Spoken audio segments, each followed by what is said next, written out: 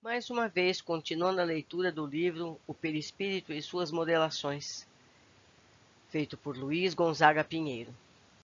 Capítulo 5. Radioatividade. Animado pelos êxitos dos raios de Röntgen, Henri Becquerel, com auxílio de amigos espirituais, porque até então o gênio científico da Terra desconhecia o extenso cabedal radioativo do urânio, escolhe esse elemento para a pesquisa de novas fontes de raio-x. E surpreende as radiações diferentes que encaminham o casal Curie à descoberta do rádio. A ciência percebeu afinal que a radioatividade era como que a fala dos átomos, asseverando que eles nasciam e morriam, ou apareciam e desapareciam no reservatório da natureza. Esse texto está em Mecanismo da Mediunidade, André Luiz e Chico Xavier, no capítulo 2. Radioatividade. Quando um elemento químico ultrapassa o limite do equilíbrio entre o número de prótons e nêutrons, de maneira que seu núcleo venha a ficar instável, tende a liberar energia a fim de voltar a ser estável. Isso ocorre mediante a liberação de partículas e ondas. Rutherford, o desbravador do átomo, verificou através de experiências que existem fundamentalmente dois tipos distintos de emissões dessas partículas e as batizou de alfa e beta. Características das partículas alfa: liberam 2 prótons e 2 nêutrons, possuem carga elétrica igual a 2 positivo, possuem massa igual a 4, velocidade variando entre 3.000 e 30.000 km por segundo, penetração de 2 a 8 centímetros no ar, capturando 2 elétrons do meio, transforma-se em átomos de hélio.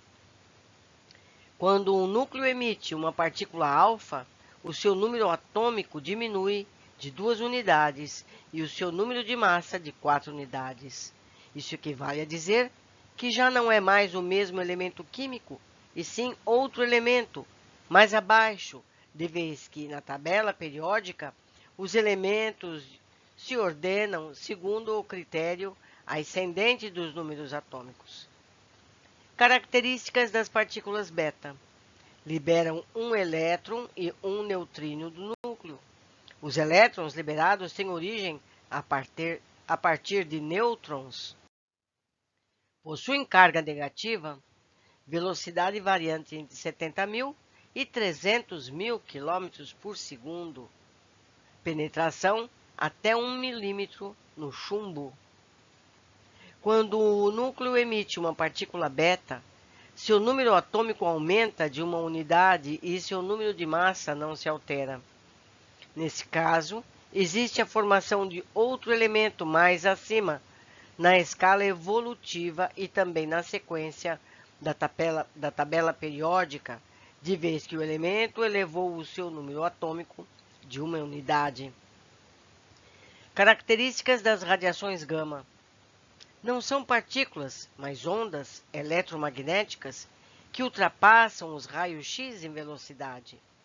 Não possuem massa nem carga elétrica e percorrem o espaço com a mesma velocidade da luz, podendo atravessar o chumbo cerca de 5 centímetros. As radiações gama sempre acompanham as emissões alfa e beta.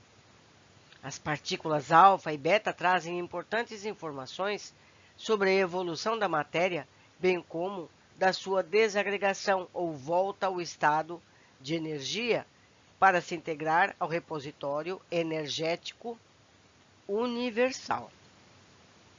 Chamamos de série radioativa os vários átomos que, por liberação de partículas, estão relacionados entre si através de sucessivas desintegrações.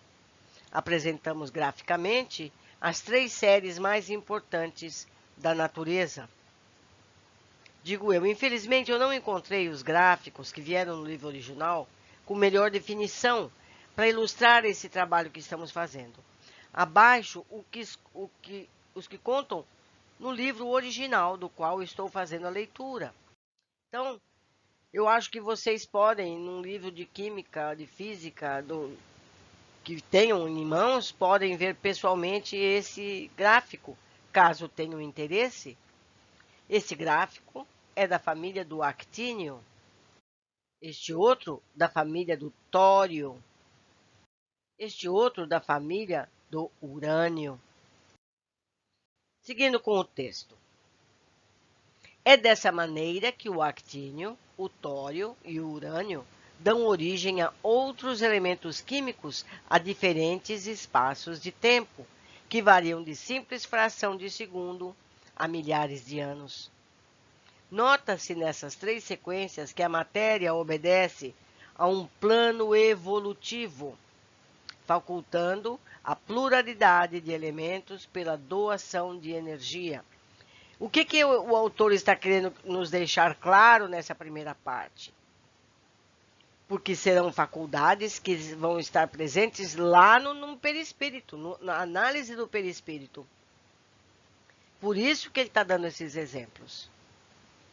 Eu vou ler novamente o parágrafo.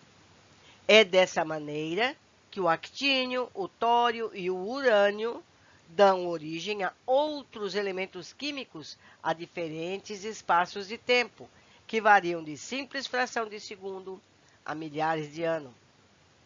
Nota-se nessas três sequências que a matéria obedece a um plano evolutivo, facultando a pluralidade de elementos pela doação de energia.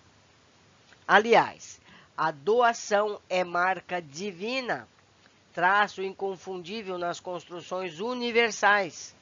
Se a matéria bruta teria que evoluir através da doação, o que dizer do espírito, ponto alto da criação para a qual tudo foi construído? Quis Deus que a sua obra estivesse submetida a leis evolutivas, obedecendo a ciclos nos quais a energia se condensa, formando a matéria e se liberta após o estágio de prisioneira. É o dinamismo universal. Assim, sua presença se perpetua pelo infinito e preenche cada átomo com sua sabedoria. Mais um capítulo curtinho, com conteúdo científico, que será a base para o entendimento da parte espiritual. Espero que estejam aproveitando, tenham paciência com esse primeiro conteúdo, para que possam entender melhor a continuidade. Um abraço a todos e até o nosso próximo capítulo.